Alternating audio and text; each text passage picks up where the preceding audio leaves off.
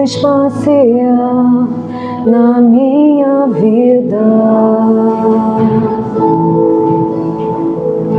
Quero voltar aos lugares onde fiquei só. Quero voltar lá contigo, vendo que estavas comigo. Quero sentir teu amor a me embalar. Cura, Senhor, onde dói.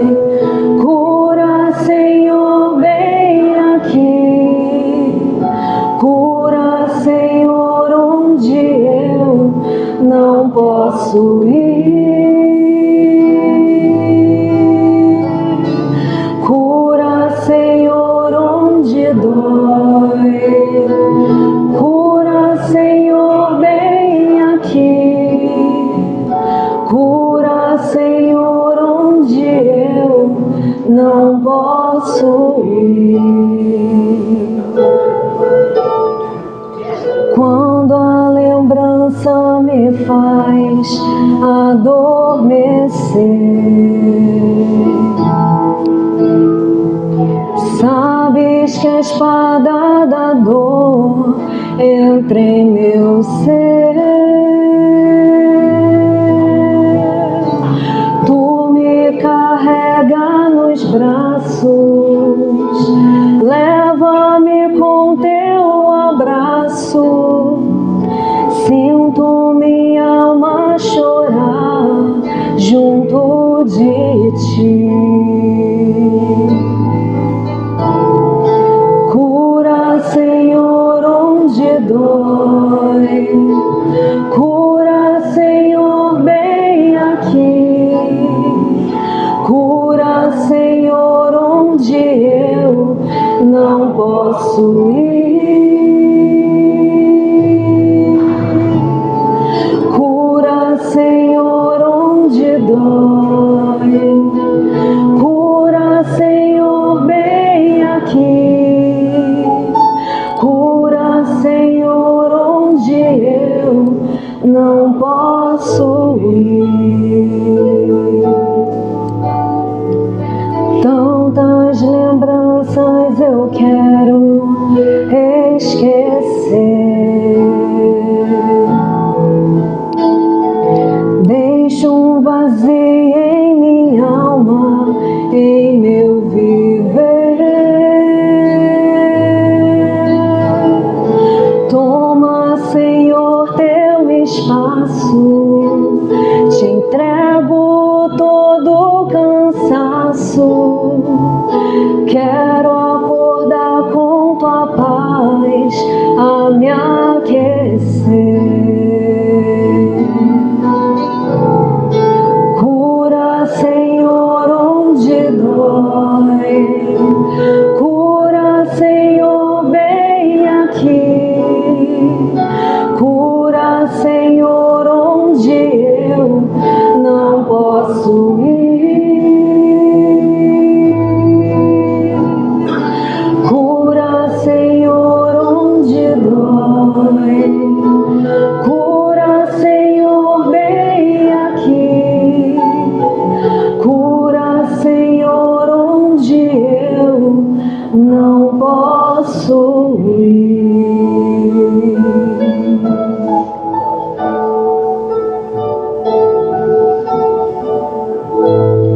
Cura, Senhor.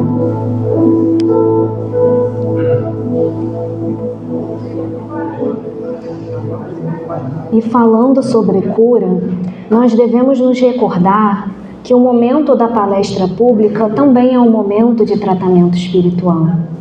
Então, é necessário que façamos esse olhar para dentro de nós, para vencer qualquer tempestade que venha e que pareça uma onda muito grande em nossas vidas, porque nada é capaz de deter o nosso passo.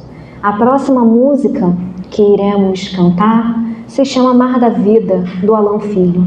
Aqueles que souberem novamente estão convidados a cantar junto.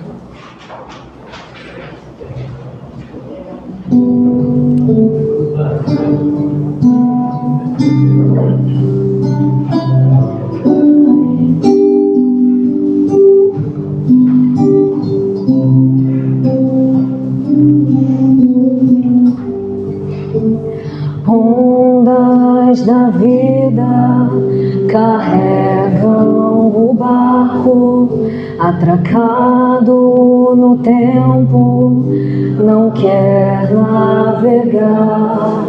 Naufraga em si mesmo, temendo os monstros que existem no mar. O monstro da morte consegue sozinho fazer com que barcos prefiram parar. Mas monstros não existem sequer nas mentiras contadas no mar. Vai, enfrenta as tormentas do além-mar. Isso as velas da coragem pra lutar e ir além. Estrelas do bem vão te guiar. Vai, que o Cristo seja luz em seu lugar, que o risco não te impeça de tentar ganhar o mar como instrumento que se chama ondas da vida carregam o barco atracado no tempo, não quer navegar. Naufraga em si mesmo, temendo os monstros que existem no mar.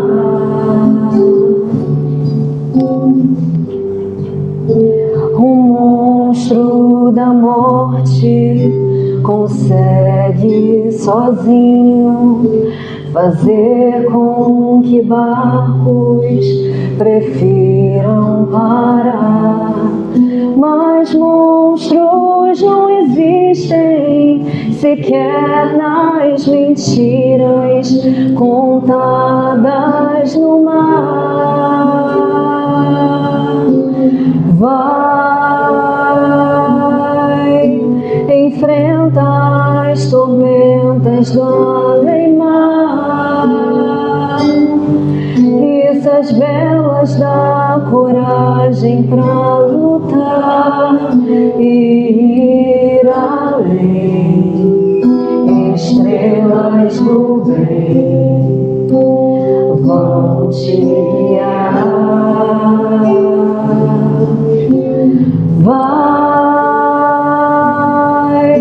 que o Cristo seja luz em seu lugar, que o risco não te impeça de tentar ganhar o mar como instrumento que se chama amor.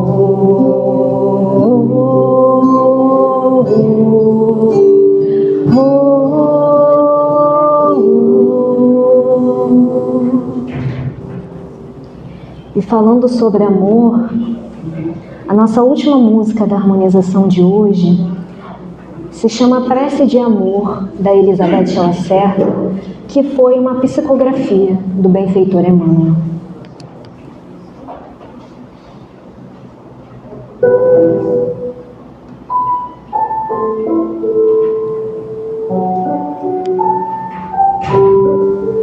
Vamos então sentir com o nosso coração as vibrações deste ambiente de paz, de harmonia e de amor.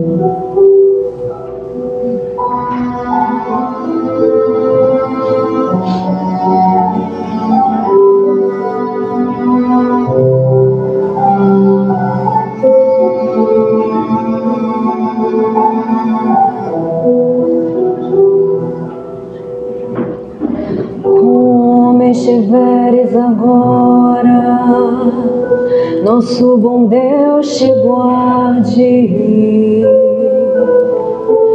Como estiveres pensando, nosso bom Deus te use. Onde te encontres na vida, que Deus te ilumine.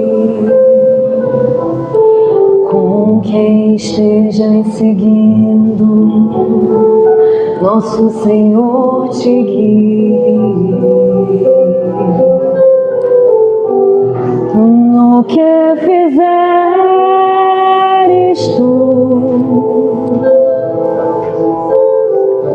peço ao bom Deus que possa te amparar, e em cada passo teu, a mão de Deus virá te abençoar.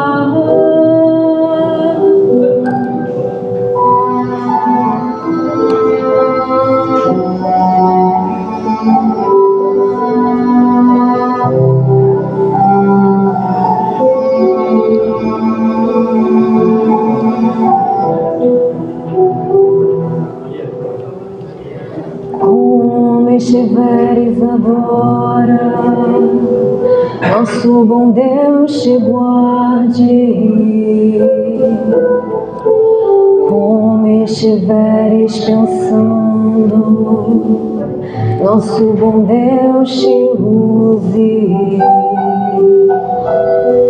Onde te encontres na vida, que Deus te ilumine.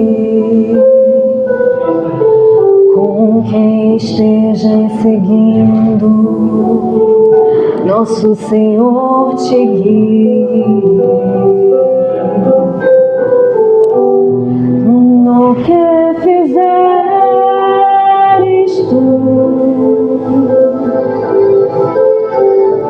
peço ao bom Deus que possa te amparar,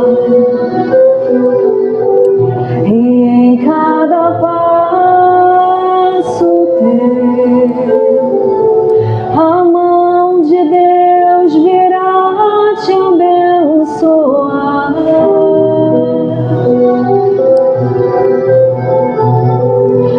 No que fizeres tu, peço ao bom Deus que possa te amparar, e em cada passo teu, a mão de Deus virá te abençoar.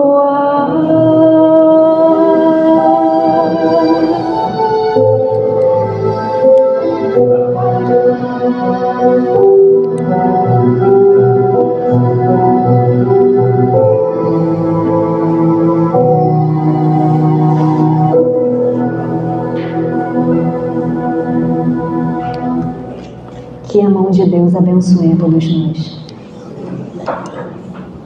Obrigada. Dando seguimento à nossa palestra de hoje, eu chamo o nosso expositor, a senhora Ursulista, compor a mesa, e a nossa irmã Andréia, para a leitura de página e prece.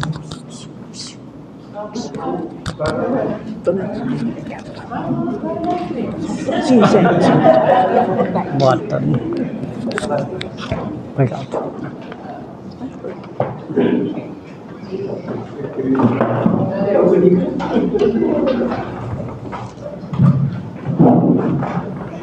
Espera um pouquinho de água. Boa noite. Obrigado. A página de hoje é uma Tá mensagem de ótimo, Emmanuel. Ela foi psicografada pelo Chico Xavier, chama o livro Leja, se chama Obsessão. São perguntas e respostas.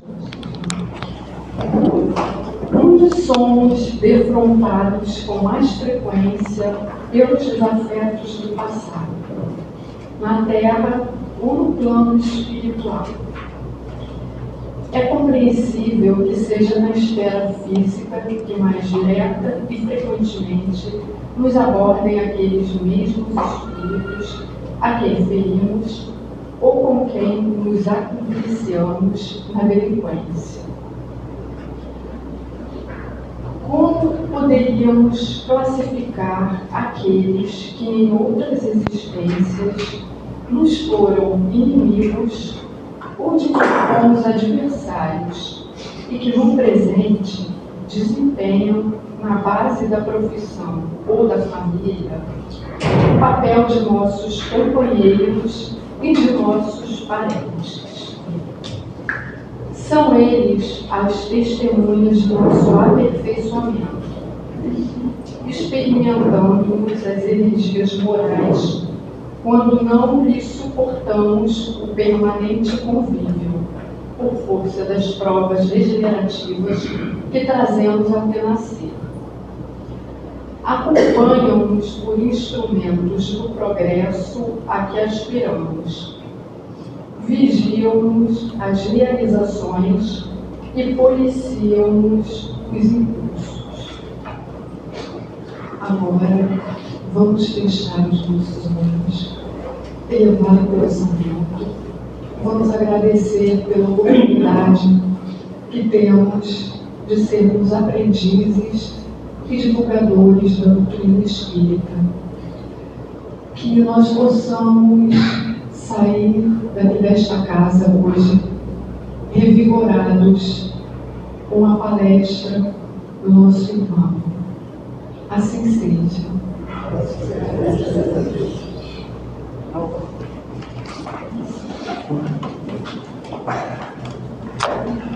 Bom, acho que já é boa noite, né? Já escureceu. Pessoal, tudo bem com vocês? Deixa eu ver a cara de todo mundo. Ótimo. Aqui no alto a gente vê todos vocês, na visão minha panorâmica. É de vocês, não. Não, eu tô com o microfone aqui, ó. Ah, tem que ter os dois? Aí eu empurrei da minha frente, achei que estava aqui só de frente. Não sabia, desculpa. Tá bom? Tá ótimo. Então, olha só, estão me pedindo para fazer um tema sobre saúde e espiritualidade. E aí eu fiquei pensando no que eu gostaria de estudar, que eu gostaria de fazer, o que tem de novo hoje acontecendo. Como o tema é saúde e espiritualidade, não é saúde e espiritismo, é diferente, né? Espiritualidade de espiritismo. Eu pensei em focar mais nisso, não fazer um estudo na parte, talvez metade, um pouquinho mais, coisas que não são espíritas, depois vamos tentar mesclar um pouquinho com o nosso conhecimento espírita. Você vê que eu comecei com uma imagem daqui, de Itaipuaçu, né? Onde a gente vê a praia, um pôr do sol tranquilo, quer dizer, um ambiente que faça um pouco de paz para a gente. Assim, eu gosto muito do mar, né? Então, lógico, o que tem a ver a paz com a espiritualidade? Tudo a ver, né?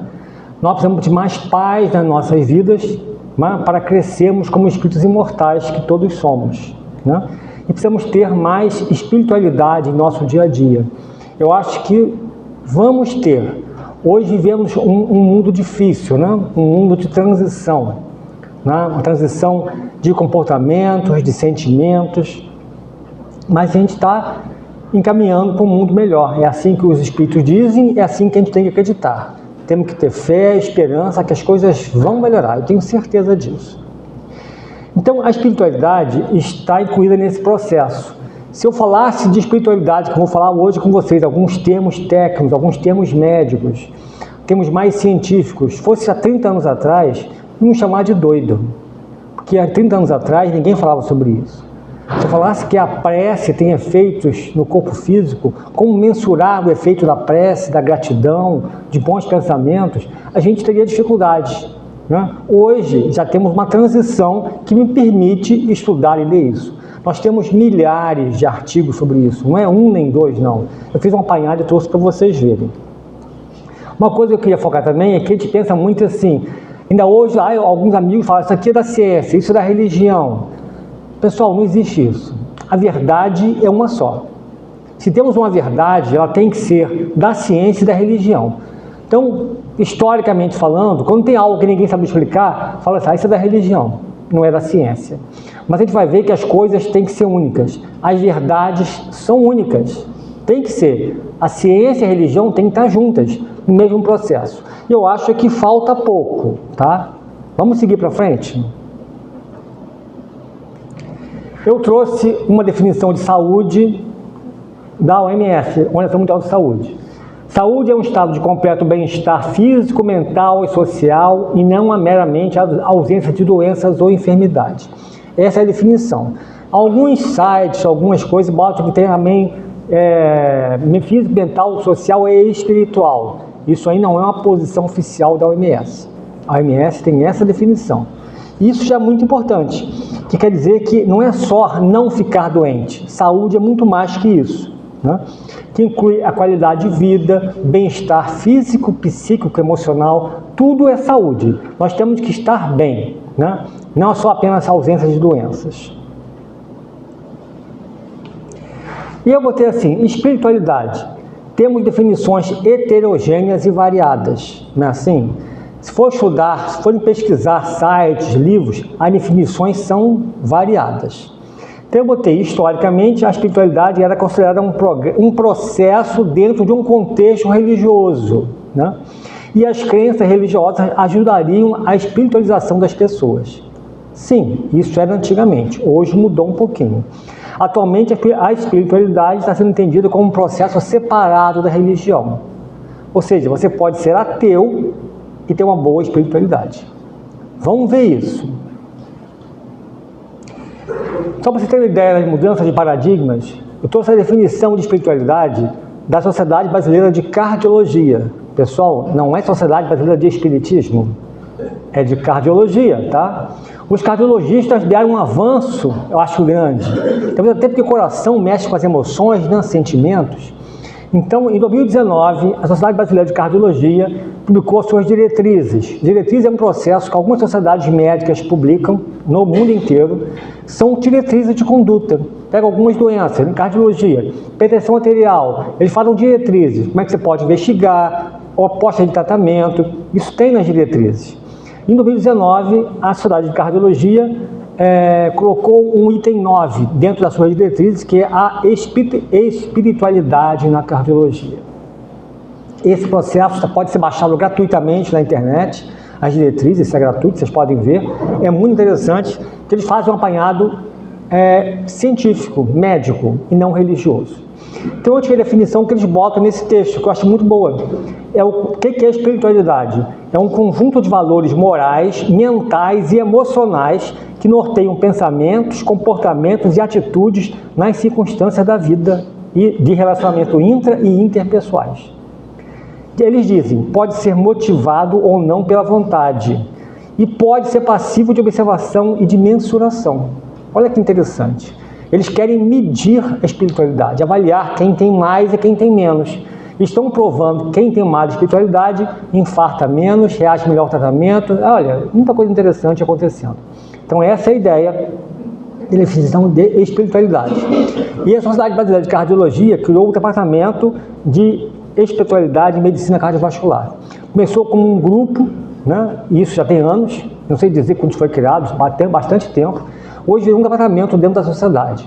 E isso é muito interessante. A A Sociedade Mineira de Cardiologia também lançou uma diretriz, um texto que é baixado em PDF gratuito, muito interessante sobre isso, esse processo de espiritualidade que são abertos a todos. Já a definição de religião ou religiosidade eu tirei de um livro americano, para variar um pouquinho, dar chance para os gringos, né? Então eu trouxe um livro que é do Koenig. O Koenig é pioneiro em medicina e espiritualidade. Ele tem mais de 500 artigos publicados em revistas indexadas, tá? Revistas indexadas são revistas conceituadas no meio científico. 500 artigos, pessoal, não é fácil. Mais de 50 livros publicados, mais de 100 capítulos de livros escritos por outras pessoas. Já esteve no Brasil algumas vezes, tá? Então, pesquisador, psiquiatra, médico, professor da Duke University. A Duke é uma universidade muito conceituada no meio médico. Lá saem muitas coisas boas. E lá temos um dos pioneiros da espiritualidade. Esse livro é a terceira versão dele. A primeira versão foi em 2001, essa última saiu em 2024. Eu achei bonita a definição dele de religião. É o sistema de crenças e práticas que une adeptos, somos nós, numa comunidade, com a visão compartilhada para alcançar a união com o divino ou transcendente. Ele não botou Deus. Sim, divino é Deus. É questão de palavras. Então é isso, um grupo de pessoas que se reúne numa comunidade, que somos nós, católicos, protestantes, budistas, que vão estudar aquela que é a sua religião. Religiosidade é o envolvimento e comprometimento de uma pessoa com suas crenças religiosas, rituais e práticas. Detalhe por comprometimento. Então, a pessoa que vai, assiste aqui o centro espírita, assiste a reunião, tomou o passe, vai embora, continuou sua vida como era antes, não mudou. Não teve comprometimento. Então, não tem uma boa religiosidade. Essas são as diferenças que eles querem colocar nessas definições. Vamos seguir. Estou indo bem, como é que estão vocês? Deixa eu ver a cara de todo mundo. Todo mundo tranquilo ainda, hein? Pessoal, não podem cochilar comigo, hein? Ó, deixa eu ver vocês atrás de trás. Ó, turma aqui de trás, ninguém cochilando, ó. Esse é um livro excelente do pessoal da AME Rio Grande do Sul, AME, Associação Médico Espírita. O livro chama-se Psiquiatria Iluminada. Viram o Chico ali? Muito bom. O Chico está em todas, né? O Chico é fantástico. A obra do Chico é fantástica. Então, eles botam nesse livro assim, que a espiritualidade é um sentimento, uma maneira de perceber a vida e atuar em sintonia com esse propósito, descobrindo na prática do bem e do amor a realização existencial. Ele bota que religião e religiosidade são meios para se adquirir espiritualidade, o que na prática nem sempre acontece. Tá isso no livro, tá? Não foram palavras minhas. Mas eu concordo com tudo, né? Nem sempre isso acontece. O que isso quer dizer? Que na realidade está definindo diferenças entre espiritualidade, religião e religiosidade. Um ateu pode ter uma boa religiosidade? Não, mas pode ter uma boa espiritualidade. Você pode ser ateu, não acreditar em Deus, mas ser uma pessoa do bem. Tem bons sentimentos, faz o bem, ajuda as pessoas. Você tem uma boa espiritualidade. Essa é a definição. Também é bom lembrar que existe o ateu é o cara que não acredita em Deus. Existe o agnóstico. Agnóstico é o cara que querem que prove ele que Deus existe. Ele não acredita porque ninguém provou. Tem que provar. É diferente. O ateu não acredita de jeito nenhum. O agnóstico, ele não acredita porque ninguém provou a ele. O dia que a gente conseguir provar, ele passa a acreditar. São diferenças sutis, mas são diferenças. Ih, apertei errado. Eu estou trazendo vocês aqui alguns folders, só para você entender que isso não começou agora. Esse ano vai ter um 9º simpósio de saúde, espiritualidade e oncologia. Pessoal, isso tem 9 anos acontecendo. O CONUPES, que é em Juiz de Fora, excelente, um congresso, na Universidade Federal de Juiz de Fora, esse ano tem um 7º, vai ser agora o próximo, mês de maio, está chegando. Eu botei que teve o primeiro congresso de interinstitucional de espiritualidade em saúde, unindo várias faculdades, vocês viram? Então o meio universitário está nisso. Em cima tem HC FEMUSP, é que a USP tem um programa de saúde, espiritualidade e religiosidade, dentro do meio universitário. Nós na UF também temos, né? O NESM, Núcleo de Estudos de Medicina da UF. Então as coisas estão acontecendo hoje globalmente, não é só aqui. E não é espiritismo, lógico. Boa parte dessas pessoas são espíritas. Boa parte desse grupo da cardiologia são espíritas. Boa parte do grupo do NESP, da UF, são espíritas. Uma boa parte da USP também são. Ou seja, o espiritismo está entrando, mostrando o seu conhecimento, as verdades espirituais, às vezes sem usar a palavra espírita, para envolver pessoas de outras religiões, que é um negócio bonito. Eu botei também aqui para lembrar que o Conselho Federal de Medicina criou ano passado uma câmara técnica para estudar os efeitos da saúde e espiritualidade. Então, o Conselho Federal de Medicina não é um órgão religioso, é um órgão técnico. Eu até acho que eles custaram um pouco a entrar, isso é opinião pessoal, né? Por quê? Porque isso está acontecendo já há algum tempo no meio da saúde. A gente vai ver daqui para frente, tem outros trabalhos para frente que mostram que isso está há muito tempo. Eu botei aqui que a espiritualidade é um importante fator de prevenção, tratamento e cura de algumas doenças. Isso vai ajudar a gente nos nossos problemas. Quem não tem doença? Eu tenho várias, não sei vocês, mas eu tenho algumas. Várias não, exagerei, né? Algumas. Né? Que a gente tem que usar a espiritualidade para a gente nos ajudar. Então eu botei que o envolvimento religioso está relacionado com melhores indicadores de saúde mental e bem-estar. Saúde mental e física.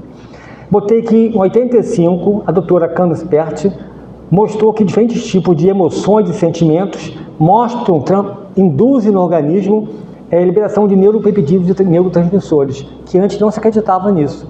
Nós já não sabia que a emoção pode mexer com isso. Isso nós somos espíritas, sabemos há muito tempo. Missionário da Luz, 1948, traz esses ensinamentos. Tá? Então, André Luiz foi bem na frente desse pessoal todo científico, mostrando que nós estamos à frente, hein?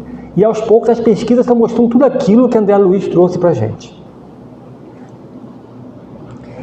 Pesquisas científicas. Eu entrei no site do PubMed, da Biblioteca Americana de Medicina, que é aberto ao público, qualquer um pode entrar. Está em inglês, mas é fácil acessar. Né? Hoje, como você pode, usando o tradutor automático, é fácil ver. E botei lá, pesquisas científicas, PubMed, botei alguns termos. Botei experiência de quase morte, 1.200.000 trabalhos científicos publicados. Pessoal, 1 milhão, tá? Eu botei prece, 85.000 trabalhos científicos sobre a prece. Espiritualidade, 32.000. É muita coisa. Estamos falando em trabalhos científicos indexados no Medline, que tem requisitos, tá? Não é qualquer revista científica que é indexada. No Brasil, não chegam a 10 indexadas. Não tem os pré-requisitos científicos para serem aceitas nesse cadastro. Você vê que é um filtro. E vai meditação, gratidão, perdão. São muitas coisas.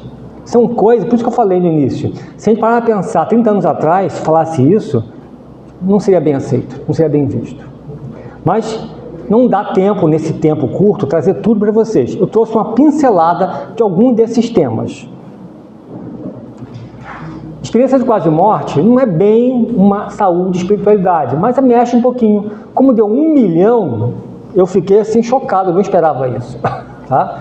E aí eu trouxe um pouquinho para a gente lembrar disso. O que é uma experiência de quase morte? É aquela pessoa que passa por um processo, ou cirúrgico, uma doença, faz uma parada cardíaca, a pessoa tem um trauma e ela quase morre. O espírito sai, é desdobrado do corpo físico e ele vê as coisas em volta. Tem vários relatos disso, de pessoas que saíram nesse desdobramento e viram coisas acontecendo no centro cirúrgico, durante a sua parada cardíaca. Só que as pessoas são difíceis, nós somos difíceis também, né, de acreditar isso. Muitos falam assim, teve um sonho, isso não é real. Sim, mas a gente sabe que é real. Aí vem o conhecimento espírita que nos ajuda a entender isso. E aí, nesse relato, eles botam que são relatos de desdobramentos e estão provas, e é uma prova de evidência desse dualismo mente-cérebro, espírito-matéria. Né? Mas tem pessoas que interpretam como alucinações. Existe. Alguns trabalhos científicos falam que tem efeitos positivos e negativos. Efeitos positivos da EQM. Alguns dessas pessoas diminuem o medo da morte. Outros ficam com maior espiritualidade em suas vidas. Mexe um pouquinho com o seu entendimento da vida. Né? Passa a saber lidar melhor com o estresse, com as emoções. Né? Melhora a situação de paz, de bem-estar. Há uma melhora nas pessoas. E tem alguns trabalhos científicos que relatam como efeitos negativos. alguns problemas emocionais, alguns de falta de adaptação à sua antiga religião, ao seu nicho de vida, né? Que às vezes, pensa bem, é difícil. Você tinha uma vida materialista, você passa a ver a vida diferente, quando você volta, os seus amigos são os mesmos, e muitos não são aceitos nesse problema. Mas como eu falei, aqui é muito rápido, passei. A prece é algo mais importante. A prece tem efeitos físicos? Lógico que tem, nós somos espíritas, a gente sabe disso. Lógico que tem, né?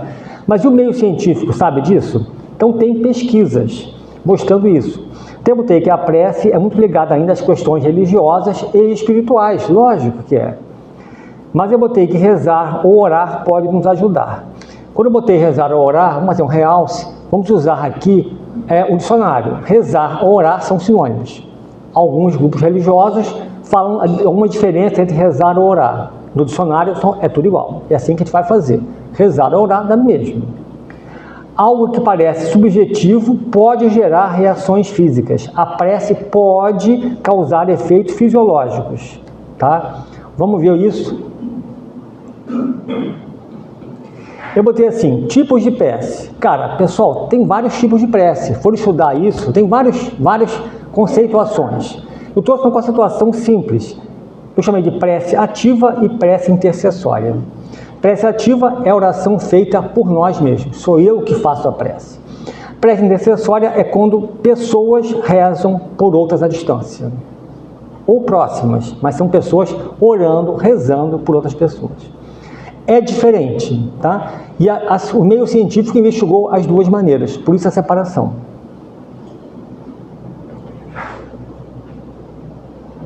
Então eu botei que a evidência científica, eu vou trazer um trabalho para você, mostrou sobre a eficácia da prece. Sim, a prece tem efeitos físicos, emocionais, na saúde mental e física. Eu botei que a prece intercessória mostrou bons resultados de alguns estudos e não demonstrou benefícios significativos em outros. A prece intercessória. Enquanto a participação religiosa e espiritual ativa, né, incluindo frequência a serviços religiosos, está associada a melhores resultados de saúde. Olha só que interessante. A prece intercessória tem um problema. Que é o seguinte, quando a gente faz uma prece por alguém, como a pessoa está? Pensando em quê? Como é que está ela? Né? Ela está receptiva à prece? A gente aprende isso no Espiritismo, a importância de nós estarmos receptivos ao passe, aqui dentro. Se eu estou aqui dentro como vocês, pensando lá no coisa do governo, da política, no roubo, a mente está desconectada. Eu não vou conseguir captar essa energia. Então a prece intercessória tem esse problema. Quem vai receber pode não estar conectado.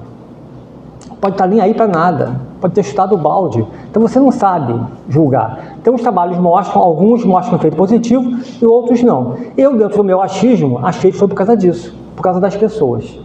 Já a prece ativa envolve a pessoa na prece. Tem melhores resultados.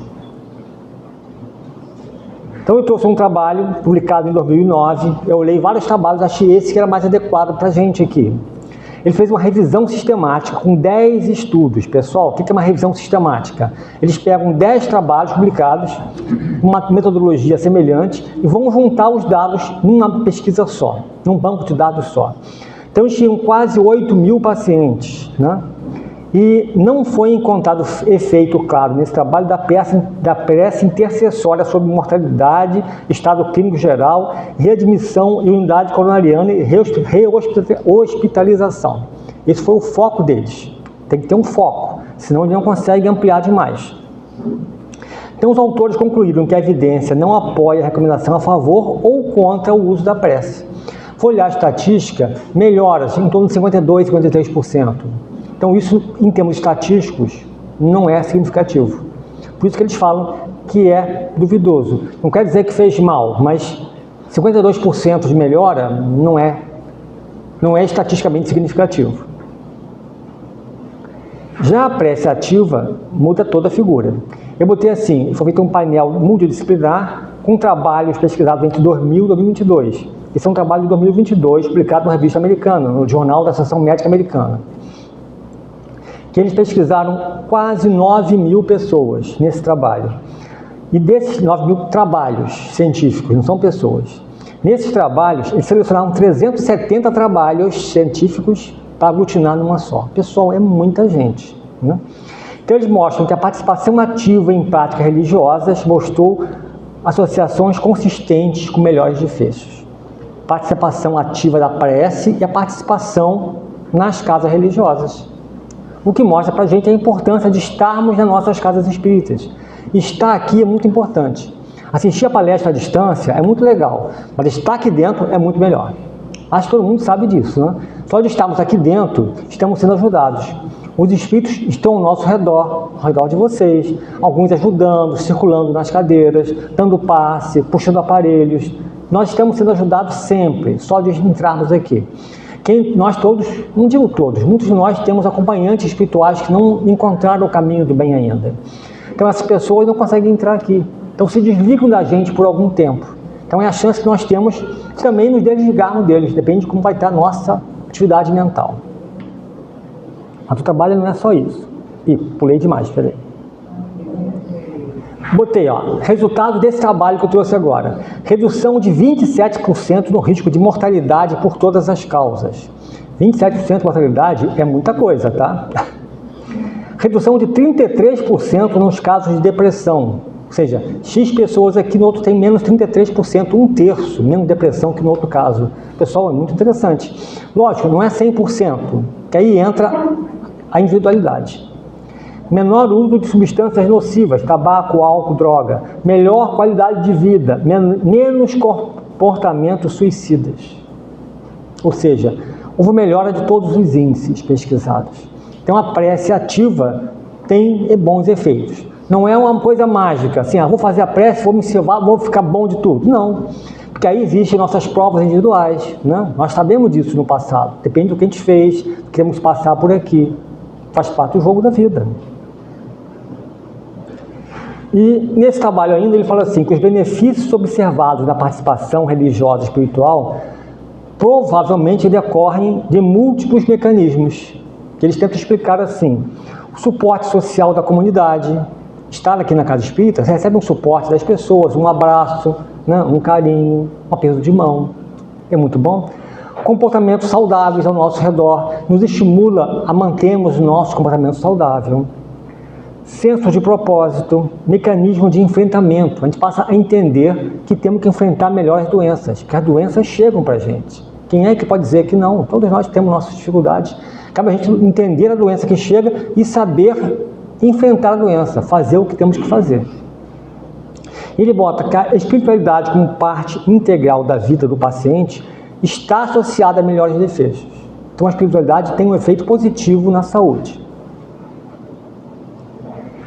Como entender a prece? Eu botei, a prece é importante em nossas vidas? Qual o mecanismo de ação da prece? Aí tem que entrar no Kardec. Sem Kardec não dá para entender a prece. Né? Então ele bota assim, que a prece é um ato de adoração. Orar a Deus é pensar nele, é aproximar-se dele, é pôr-se em comunicação com ele. Há 3 coisas que podemos propor-nos por meio da prece: louvar, pedir e agradecer. Não é isso? Eu, quando faço uma prece, costumo começar agradecendo. Peço no final, sabe? Não sei se vocês fazem assim. Eu começo agradecendo, porque nós somos muito ajudados. Nós todos somos muito ajudados. Então, nessa hora, a gente tem que entender isso, que o nosso conhecimento é o diferencial. E a gente sabe que a prece nos ajuda sempre, isso nos ajuda demais. André Luiz nos trouxe conhecimento, Emmanuel nos trouxe conhecimento, o conhecimento nós temos à beça. Temos que usar esse conhecimento para nós fazermos um upgrade na nossa vida, aproveitarmos da melhor maneira possível a atual encarnação. Mudei, saí da prece, hein, perceberam? Chega de prece. Então, eu puxei a gratidão, que é um tema que eu acho muito bonito. Joana de Anjos escreveu um livro inteiro sobre a gratidão, Psicologia da Gratidão. Pessoal, se Joana escreveu um livro inteiro sobre isso, o livro traz ensinamento. A gratidão tem uma importância, senão ela não teria escrito. E eu botei assim, a gratidão é um fator importante no processo de espiritualidade? É um fator facilitador para a cura íntima? Ser agradecido nos ajudaria a curarmos nossas doenças? Estão pensando na resposta? É lógico que é sim, né? Então, a gratidão tem efeitos positivos na saúde física e mental, associada a maior longevidade, melhor bem-estar geral, melhor saúde cardiovascular, redução da ansiedade e dos sintomas depressivos. A Associação Americana de Cardiologia reconhece a gratidão como um fator psicológico positivo associado à redução de risco cardiovascular. Pessoal, não é a Associação Espírita, é a Associação Americana de Cardiologia, tá? Reconhece a gratidão como efeito positivo. Eu tenho um amigo que está fazendo mestrado agora e o tema dele de mestrado é a gratidão. Cardiologia da UF, ele é médico, e o tema de mestrado dele da UF é a gratidão. Ele tem outros trabalhos de mestrado, doutorado surgindo sobre isso. Quer dizer, é um foco diferenciado, uma pesquisa para a gente acompanhar. Tem que acabar que horas? 9 horas? É isso mesmo? Por aí? Deixa eu ver. Ninguém dormiu ainda. Deixa eu ver. Então, olha só. Gratidão. Eles videm a gratidão. Alguns trabalhos científicos videm a gratidão de duas maneiras. Eles botam gratidão situacional e disposicional. Um termo. Né? O que é situacional? Uma emoção positiva quando alguém recebe um favor externo. Então, você me faz um favor e eu agradeço. Pô, fulano, obrigado, valeu. É uma gratidão situacional. E uma disposicional, os trabalhos científicos falam isso. Isso é emoção para perceber e apreciar os aspectos positivos da vida. Essa é a gratidão mais importante. Lógico, agradecer é importante, não? São as palavrinhas mágicas. Obrigado, valeu. É bom agradecer, nos ajuda. E envolve as pessoas. Mas a pessoa faz algo de má vontade, mas se agradece, aquilo mexe um pouquinho com ela. As palavras têm um valor, uma penetração em cada uma. Seguindo. Então, eu tirei isso da Joana, que ela diz que entre os sentimentos nobres que caracterizam o ser psicológico maduro, a gratidão destaca-se como um dos mais relevantes. Tá? Então, sermos agradecidos implica em maturidade espiritual. É isso que a gente tem que ser. E dá para treinar. Eu trouxe um trabalho mostrando como é que a gente pode treinar a gratidão. É possível estimular a gratidão? Lógico que sim. Ó, eu trouxe um trabalho da revista americana, publicada em 2024, que é um trabalho com estudantes de uma universidade noroeste dos Estados Unidos. Que eles fizeram assim, dividiram os 132 alunos em 4 grupos. Lógico, 132 alunos é um N pequeno, a gente fala que é um pequeno de pessoas. Não, o ideal seria ter ali 1000 pessoas, para ter uma estatística melhor. Mas a proposta é um grupo pequeno, dá para a gente entender isso. O que eles fizeram? Um grupo fazia o diário da gratidão. Isso tem alguns sites explicando isso. Alguns chamam de pote da gratidão, diário da gratidão. No trabalho científico, eles fizeram assim, aquelas pessoas tinham que escrever num papel, no bloco de notas, anotar 3 coisas que vocês sentiram agradecido por aquela pessoa. 3, só 3. Todo dia. Ao final do dia, eles tinham que olhar aquelas 3 coisas que eles agradeceram e relembrar aquele fato. Esquecer os ruins. Ou seja, está jogando a mente para coisas boas. Um outro grupo fazia reflexão com a mão sobre o coração e pensava durante o dia em 2 coisas que ele tinha que agradecer àquela pessoa. Um terceiro grupo usou um aplicativo. Tem alguns aplicativos de celular que sobre a gratidão, que eles mostram umas imagens bonitas, umas palavras bonitas. Então eles tinham que ler aquelas imagens e ler o aplicativo. E o quarto grupo não fazia nada, é um grupo controle. O quarto grupo controle tinha que anotar no papel qualquer coisa que fizesse a mente, nada ligado à gratidão. Depois eles compararam os 4 grupos. Então, os participantes de todos os grupos de intervenção da gratidão apresentaram aumentos significativos no bem-estar, em comparação com o grupo controle que não fazia nada. Então, os 4 grupos tiveram uma melhora na resiliência, redução de estresse, da ansiedade, mas o diário da gratidão trouxe benefícios mais pronunciados, sugerindo o quê? Que práticas estruturadas e reflexivas podem ser impactantes no nosso processo de vida. Ou seja, é bom, né, agradecer. Né? A gente pode agradecer sempre. Agradecer a Mali que me chamou a vir aqui. Agradecer a vocês que estarem me aturando. Então, a gente vai agradecendo as pessoas. Né? E isso vai deixando a gente, entendeu? Vai mudando o nosso psiquismo. A gente passa a agradecer e vai esquecendo as coisas ruins. Melhoramos o nosso astral. Mudei para o perdão. Né? Lembra que a ideia é uma pincelada. Perdão, perdoar pode ajudar a gente? Pessoal, também. Tudo pode ajudar. O perdão tem efeitos positivos na saúde física e mental. Perdoar é muito bom. A gente aprende isso. Jesus dizia perdoar 70 vezes 7, ou seja, sempre. Sempre. Essa é a ideia. E aí, isso foi feito uma meta-análise. Mesma coisa, são 103 trabalhos científicos. Pessoal, imaginou quanto trabalho científico foi pesquisado? Então, eles juntaram 103 num trabalho só, para uma análise, com 26 mil participantes de 17 países. Eles falam que tem uma situação confiável entre perdão e desfecho de saúde, efeitos mais fortes na saúde psicológica, na depressão, ansiedade e estresse pós-traumático. Estresse pós-traumático é uma situação difícil que você passa por um trauma, um atropelamento, um acidente, uma perda de alguém, um trauma. Efeitos cardiovasculares pesquisados, a frequência cardíaca e pressão arterial que melhoraram nos grupos. Então a gente passa a entender, a ideia é mostrar que perdoar ajuda a gente em tudo, até na saúde. Meditação, lógico, isso é um protocolo da Associação Americana de Cardiologia. Eu peguei 2 trabalhos, juntei os 2 num só. Reparem, um de 2021 e um de 2017. 2 trabalhos dos cardiologistas americanos. Nesses 2 trabalhos juntos, efeitos positivos da meditação. Lógico, vamos abrir um parêntese, que tem vários tipos de meditação. Né? Meditação dos budistas, dos hinduístas, mindfulness. Então, eles dizem que qualquer meditação está ótima. Né? E não é difícil fazer, é viável. O que causou? Redução do estresse, ansiedade e depressão, melhorou a concentração das pessoas, fortaleceu o sistema imunológico, redução da pressão arterial em hipertensos, ajudou a reduzir a percepção da dor crônica. Você sente muita dor, passa a sentir um pouco menos de dor, ajuda a melhorar. Melhorou a oxigenação pulmonar, qualidade do sono, teve um menor risco cardiovascular, ou seja, só efeitos positivos. Então, meditação ajuda a gente nas nossas dificuldades. Cabe a gente agora nos propormos a isso. Nós temos 3 livros sobre meditação no meio espírita, que eu conheça. Um da AME, Rio Grande do Sul, Associação Médica Espírita, um do... esqueci o nome.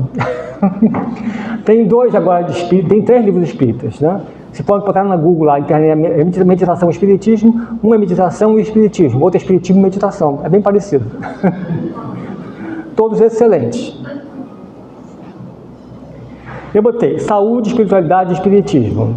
Aí, estou saindo um pouco da área médica para entrar um pouco no espiritismo. Eu botei, o espiritismo traz um conhecimento ainda não vislumbrado pela ciência tradicional. Sim, vem explicar o que é a vida, o que é a doença e como é que a gente pode evitar a doença. Eu botei, conhecimento é o nosso grande diferencial. Nós sabemos que existe uma vida após a morte. Sabemos que não vamos morrer. Vocês acreditam nisso? Deixa eu ver. Todo mundo acredita, né?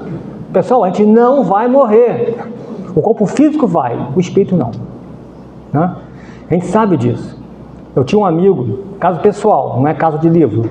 Nós trabalhávamos juntos, ele era meio descrente. Ele dizia, Raul, não sei acreditar no negócio de vida após, isso não existe não. Mas me perguntava às vezes, uma curiosidade, mas um dia ele teve um infarto e faleceu. Né? Passando assim uns 6 meses, eu tive um sonho com ele. Eu gostava muito dele. Esse sonho aparecia para mim, esse Raul vem dizer que aqui é muito bom. Se eu soubesse que é tão bom, eu tinha morrido antes. Eu falei, putz. Pois é, mas eu achei que era um sonho real. Porque nós trabalhávamos juntos muito tempo, eu tinha um carinho muito grande por ele. Eu encarei como um sonho real. Eu acho que nós estivemos juntos e eu acho que ele está melhor. Né? Realmente, como falou, se soubesse que era tão bom, eu tinha morrido antes. Mas eu acho que ninguém quer falar de lá agora. Né? Temos todos na nossa hora, nosso momento.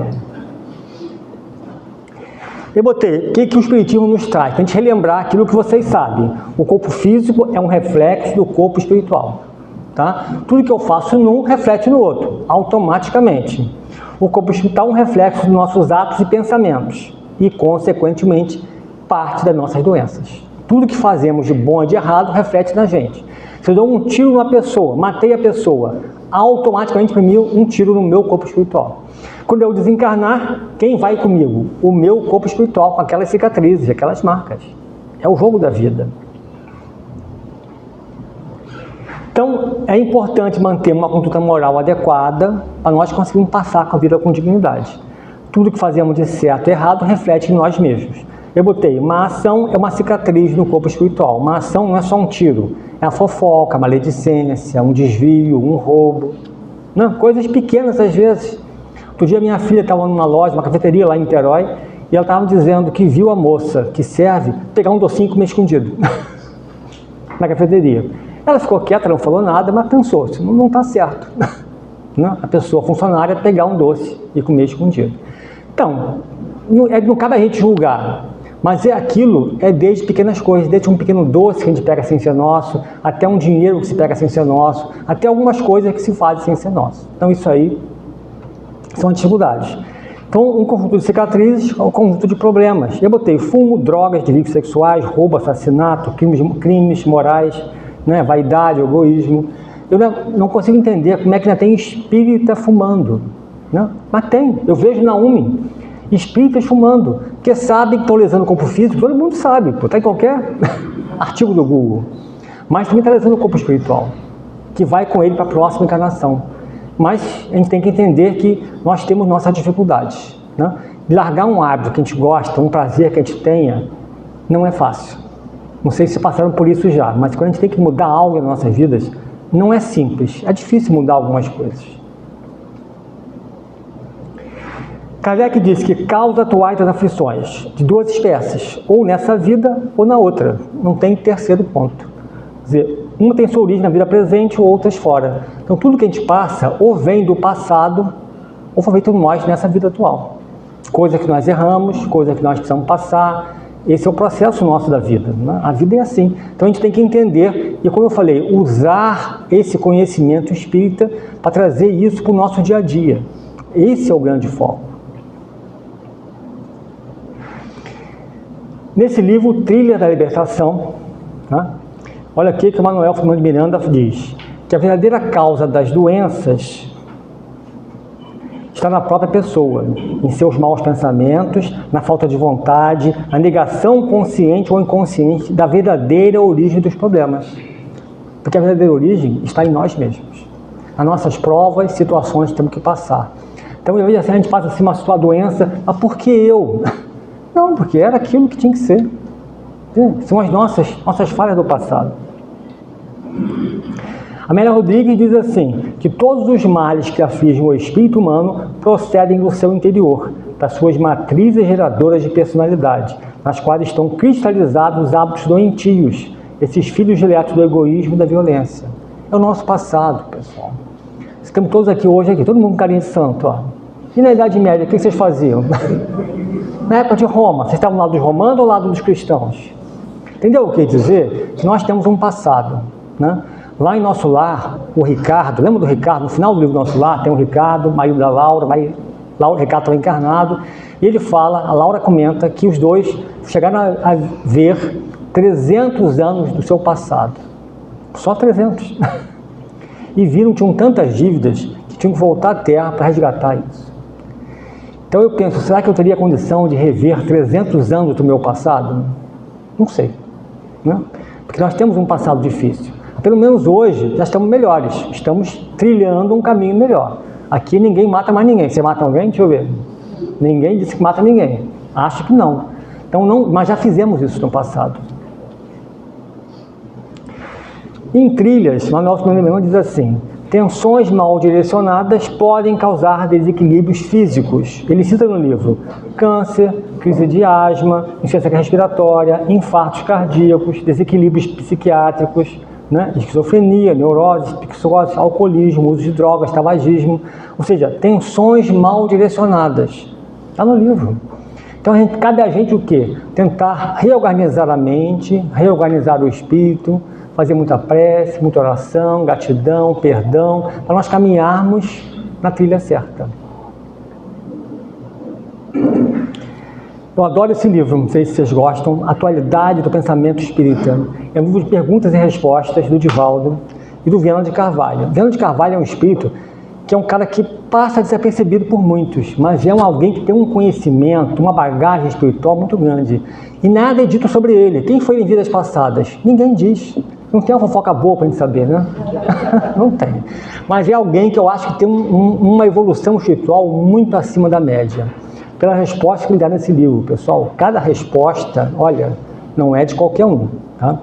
E ele diz assim, que através de fixações positivas, otimistas, joviais, o organismo elabora substâncias defensivas. Ele fala na imunoglobulina salivar A, a IgG-A.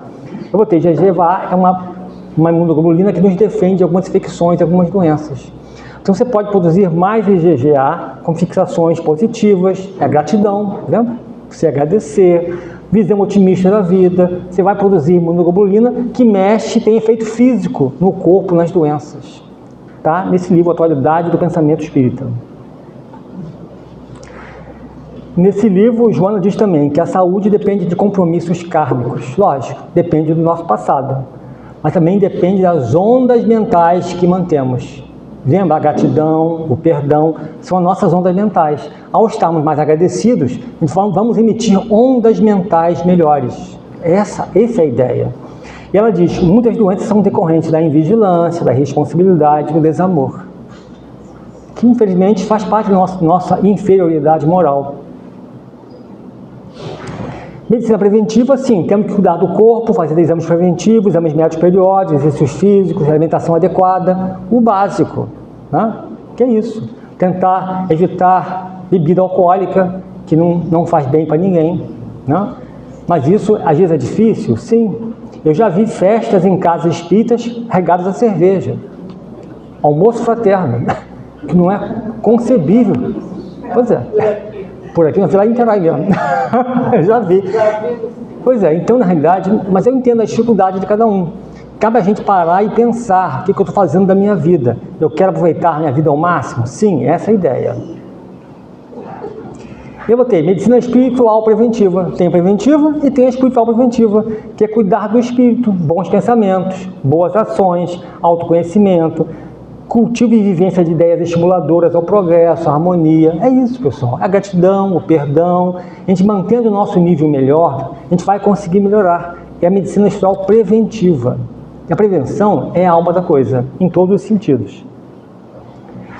André Luiz disse que a medicina humana será muito diferente no futuro, quando a ciência puder compreender a extensão e a complexidade dos fatores mentais na doença. Então é verdade.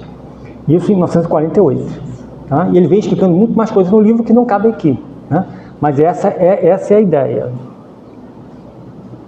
O que eu fiz? Último slide, para a gente encerrar. Eu sei que estão cansados de mim. É uma forma de agradecer aquele que eu acho que é o maior médico que tivemos no planeta, né? Ele nos trouxe o melhor remédio de todos, que é o amor. O amor que temos que ter pelos nossos amigos, nossos irmãos, na família.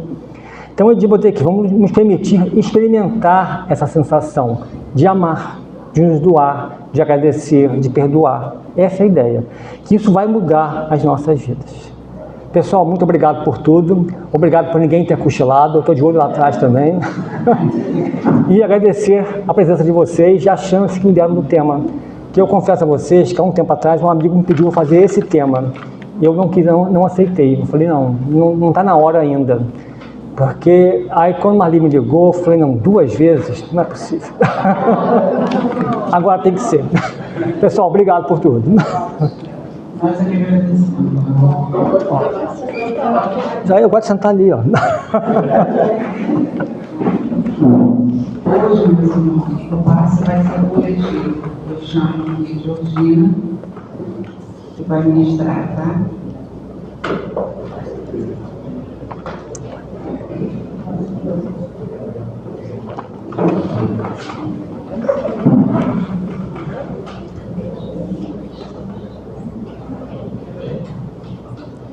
Então, hoje recebi uma mensagem dizendo que hoje também é a data em que Bezerra de Menezes retornou à pátria espiritual. Coincidência ou não, que ele derrame sobre nós frutos de paz, de coragem. Então, pedir a todos vocês que fechem os seus olhos, relaxem o corpo físico e que a gente sinta essa vibração tão maravilhosa que da espiritualidade, do nosso leitura espiritual. Não é preciso entrar numa câmara de paz para receber esses fluidos. E eu vou pedir a vocês que prestem atenção na letra dessa música, que sempre quando eu estou precisando, ela me leva para esse bosque. E ela diz assim: pensemos no mundo bosque, onde há flores perfumadas e um lago onde a brisa forma ondas delicadas. Pensemos no Mestre Jesus, chegando nesse momento, com seus cabelos castanhos a balançarem no vento. Sua túnica é tão ampla, tão serena, seu olhar, um abraço nos transmite infinito bem-estar. E assim, felizes, refeitos, sentimos grande emoção. Após tão doces momentos de prece e meditação, que Jesus derrame sobre todos nós frutos de calma, de coragem e de confiança. E assim, Mestre querido, nós te agradecemos a oportunidade de estarmos aqui reunidos em teu nome. Agradecemos a presença dos nossos amigos encarnados e desencarnados. Agradecemos a presença de Deus pela bênção e pela proteção. Que assim seja. Graças a Deus.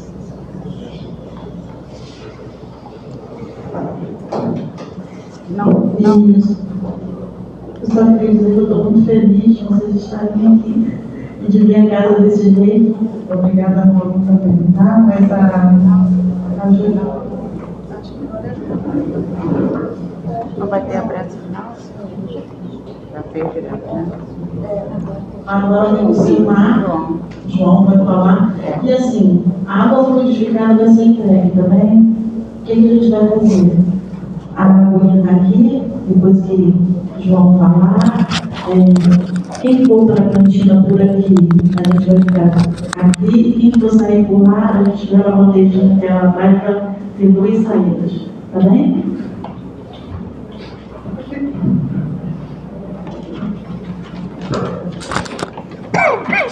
Bom, boa noite a todos. É com muita alegria que verificamos como o GECAL hoje se encontra cheio. Já está sendo uma rotina, né? O GECAL é com bastante frequência, né? De pessoas. Mas hoje passou, eu estava ali no final da fila da assinatura e fechou ali em 81, só que tinha umas 3 aqui para assinarem, provavelmente, né, vai fechar em 84 pessoas. E isso é muito importante, porque demonstra a força que o movimento espírita está conquistando no município de Maricá. Não é à toa que o município de Maricá reconheceu, através do 43º Conselho Espírita de Unificação, o dia 18 de abril como o dia do Espiritismo. Foi uma conquista do 43º ser aprovada na Câmara dos Vereadores esse dia tão importante para nós, militantes da doutrina espírita.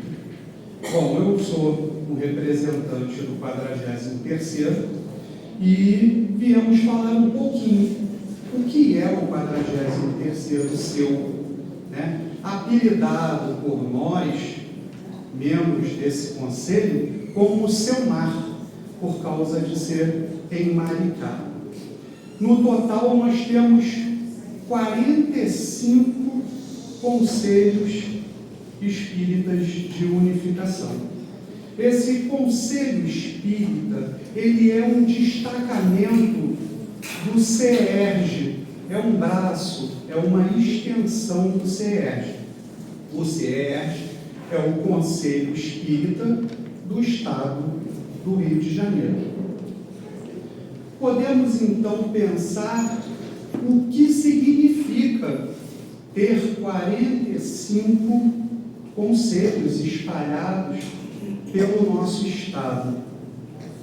Vamos lembrar que em 5 de outubro de 1949, um grupo de espíritas de vários estados se reuniram aqui na Federação Espírita Brasileira do Rio de Janeiro, solicitando que fosse feito essa união, essa unificação. Então, todo esse movimento que é feito por esses conselhos de unificação derivam dessa força de vontade, desse momento histórico que esses companheiros do passado conquistaram para que fosse. Isso é conhecido como Pacto Áureo. Eles se basearam também, eles não inventaram nada, não surgiu da cabeça deles. Eles se basearam nas instruções que Allan Kardec, o nosso querido codificador, colocou lá no Livro dos Médiuns, no capítulo 29, item 334, falando propriamente das sociedades propriamente ditas. E lá Kardec, assim como também vai estar no livro Obras Póstumas, que vai no título Constituição do Espiritismo. E lá Kardec vai nos dizer que o movimento espírita, ele precisa, as casas espíritas, elas precisam se unir, elas precisam frequentar umas às outras, acompanhar esse movimento, nos tornarmos uniformes, ter atitudes uniformes, para que a gente se fortaleça e não fique vulnerável.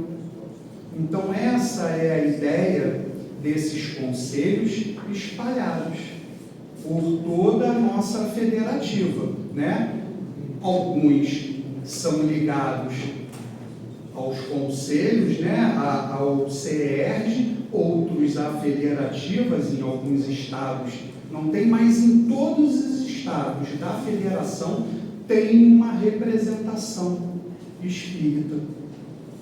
E o que o 43º Conselho Espírita de Unificação faz no nosso município?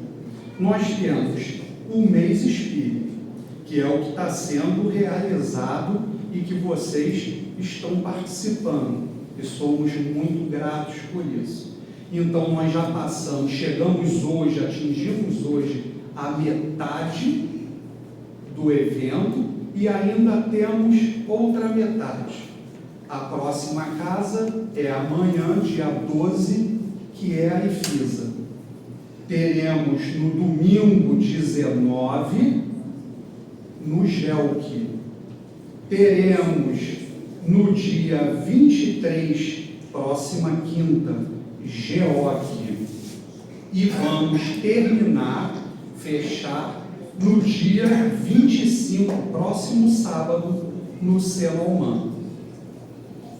Quem faz parte desse 43º selo? Eu falei aqui algumas siglas e de repente pode passar despercebido.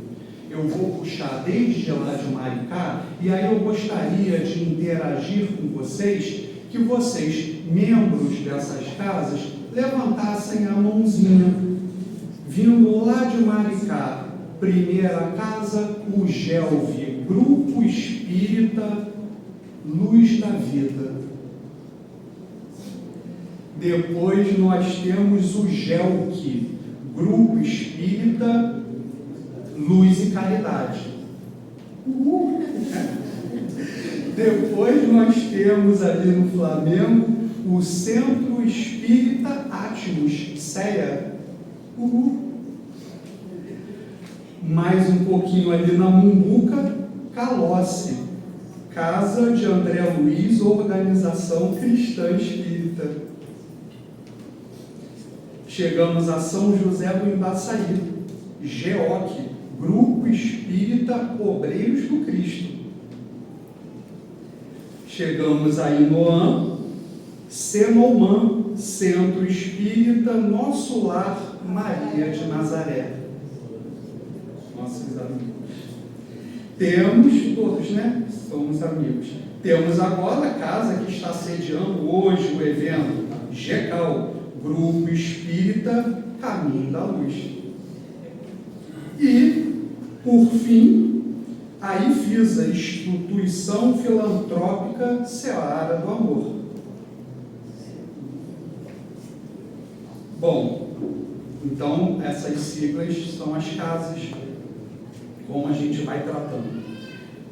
Dia do Espiritismo é uma outra conquista, um outro evento organizado pelo 43º seu, que vai acontecer agora em abril. Esse Dia do Espiritismo é um evento referente à conquista que foi feita por causa do dia do reconhecimento do município do dia 18 de abril. Esse ano ele vai acontecer no dia 26 de abril, às 9 horas da manhã, lá no seu, que é o Centro de Artes e Esportes Unificados. Fica ali na rodovia. Quem já foi ao Encontrão é lá no mesmo lugar. Aí vai ser ali, esse ano, a participante, a palestrante vai ser a Leila Gomes, que é lá do grupo Maria de Nazaré. Bom, uma outra conquista aqui, Feira do Livro Espírita. A tão famosa Feira do Livro Espírita que nós organizamos. Nós temos Feira do Livro Espírita em Maricá, que vai acontecer em maio. Feira do Livro Espírita de Itaipuaçu. Vamos prestar atenção, porque nós aqui de Itaipuaçu sempre fizemos a feira em setembro. Aí ela mudou. Então a feira agora vai ser em julho. Ok? E temos a Feira Espírita de Ponta Negra, que aí ela foi para setembro.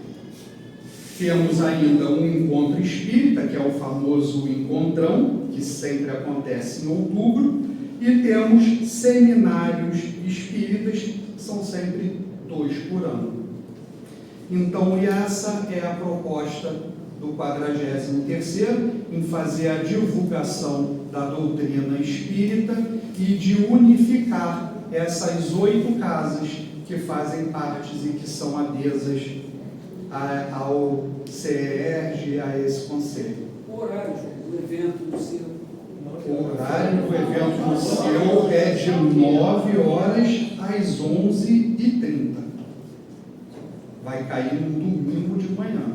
E nós contamos com a presença de todos, assim como o nosso irmão Raul, vou pegar esse gancho, ele falou ali da nossa ida à casa espírita e que isso faz com que a gente cada vez se sinta melhor e que isso atua, né, no nosso corpo físico e ajuda na nossa saúde, que nós participemos de todas essas reuniões que estão acontecendo, pelo menos esse mêsinho, um frequentar a casa do outro ali. E é bom a gente rever pessoas, o movimento que a gente às vezes está numa casa, daqui a pouco a gente está na outra, então a gente faz amigo em um monte de lugar e a gente aproveita para rever todo mundo, tá bom? Muito obrigado. e uma boa noite.